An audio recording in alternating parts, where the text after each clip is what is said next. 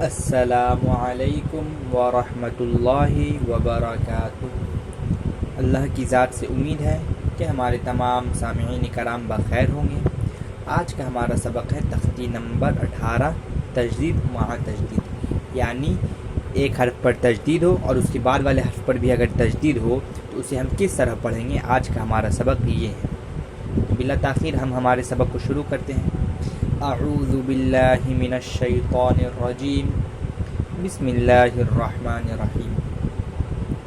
عین لام زر عل، لام یا زر لی، علی، یا واو پیش یو، علیو، نون زبر نا، علیونا۔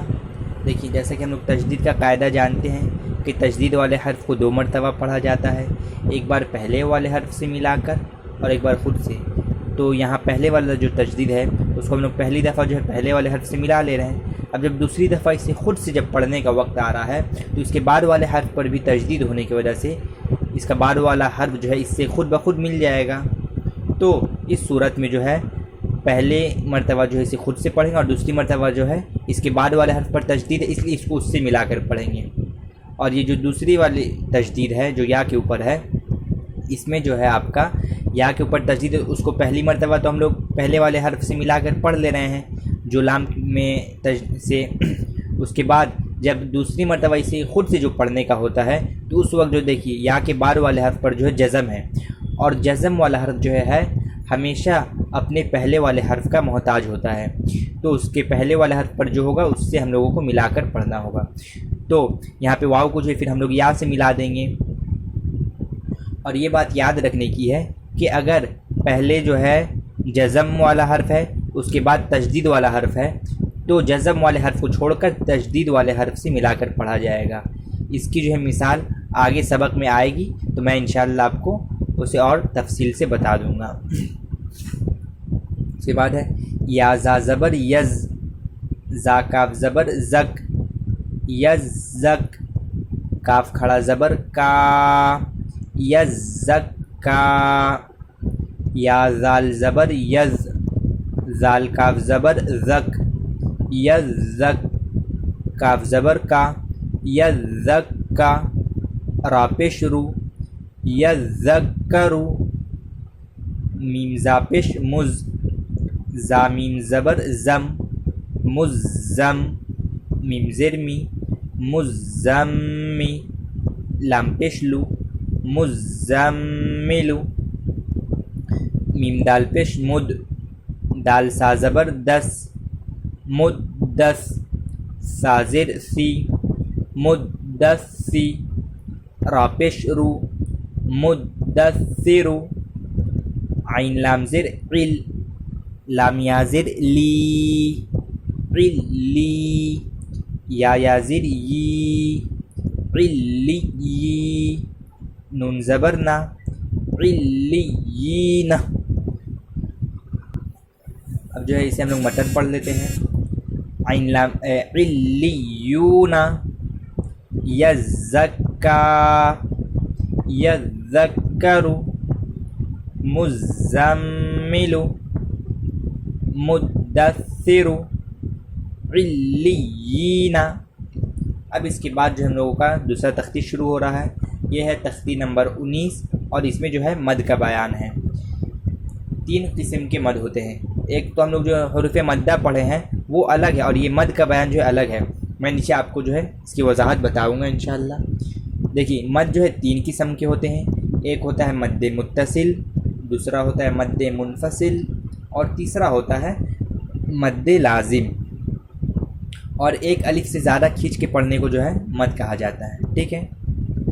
تو اب جو ہے مد متصل کسے کہتے ہیں؟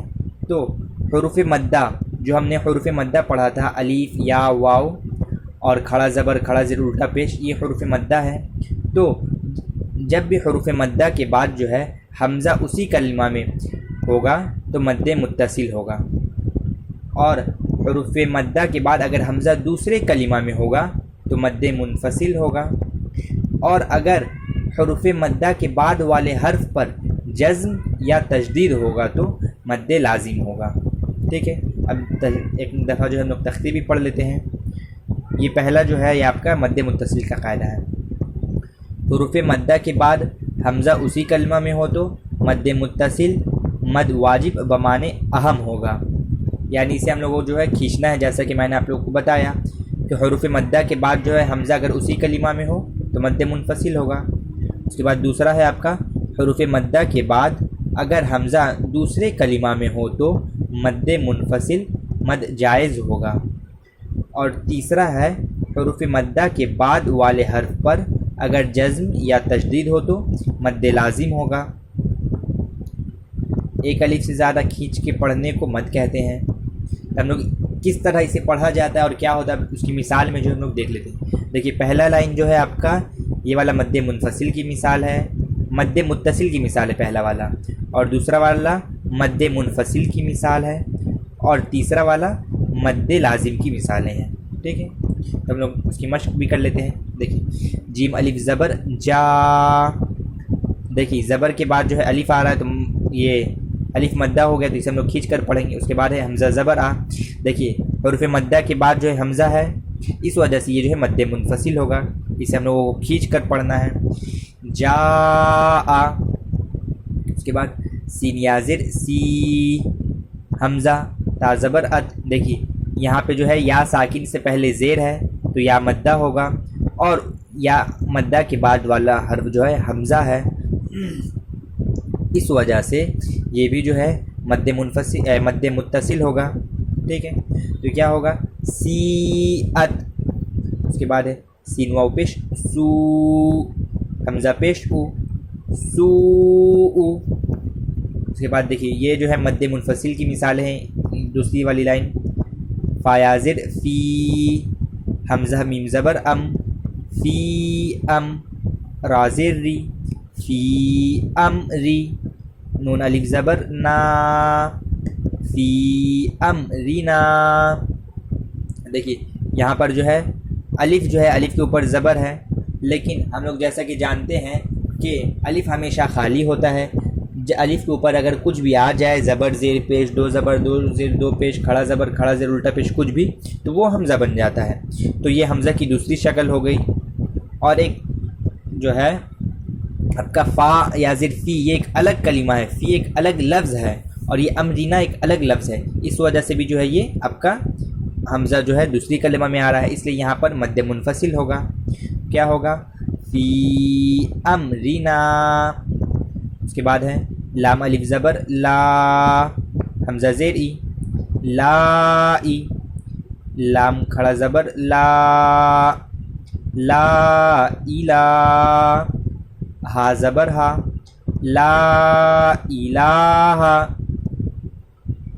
دیکھیے یہاں بھی وہی ہے، حروف مدہ کے بعد جو حمزہ دوسری کلمہ میں، حمزہ اپنی شکل میں نہیں ہے، الف کی شکل میں ہے، اور الف میں جب بھی جو زبر زیر پیش کچھ آ جاتا ہے وہ حمزہ بن جاتا ہے، ٹھیک ہے۔ اس کے بعد دیکھیے حمزہ نون زیر ان، نون الف زبر نا، ان نا، حمزہ نون زبر ان، ان نا ان، زالام زبر زل، ان نا انزل، نون الف زبر نا، ان نا انزلنا، حمزہ لام کھڑا زبر آل، حمزہ کھڑا زبر آ، آل آ، نون زبر نا، آل آنا۔ دیکھیے حروف مدہ الف کے اوپر جو ہے کھڑا زبر ہے تو یہ حمزہ بن گیا، اور حمزہ کے اوپر کھڑا زبر، یہ تو کھڑا زبر ہی جو ہے آپ کا یہ مدہ ہے۔ اور دیکھیے مدہ کے بعد والا حرف کیا ہے لام، لام کے اوپر ہے جزم، اس وجہ سے جو ہے یہ مد لازم ہوگا، اسے ہم لوگوں کو کھینچنا ہوگا، ٹھیک ہے۔ تو آل آنا، ہا الف جیم، دیکھیں یہاں پہ ہا الف پڑھیں گے تب یہ مدہ ہوگا، اور اس کے بعد والا حرف جیم ہے، اس لیے ان تینوں کو جو ہم لوگوں کو ملا کر پڑھنا ہوگا۔ ہا الف جیم زبر حاج، جیم واو پیش جو، حاجو، کاف زبر کا، حاجو کا، واو صاد زبر وس، صاد فا کھڑا زبر صاف، وصاف، فا کھڑا زبر فا، والصافا تازر تی، والصافاتی. اب ایک دفعہ جو ہم لوگ متن کر لیتے ہیں.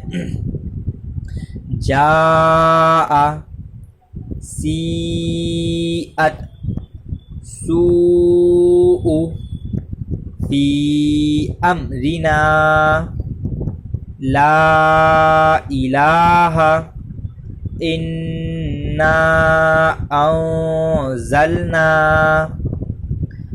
الآن، حاجوک، والصافات. تو بس آج کے لیے اتنا ہی، پھر ملاقات ہوگی اگلی سبق میں انشاءاللہ. تب تک کے لیے اللہ آپ تمام حضرات کو اپنے حفظ و امان میں رکھے. السلام علیکم ورحمۃ اللہ وبرکاتہ.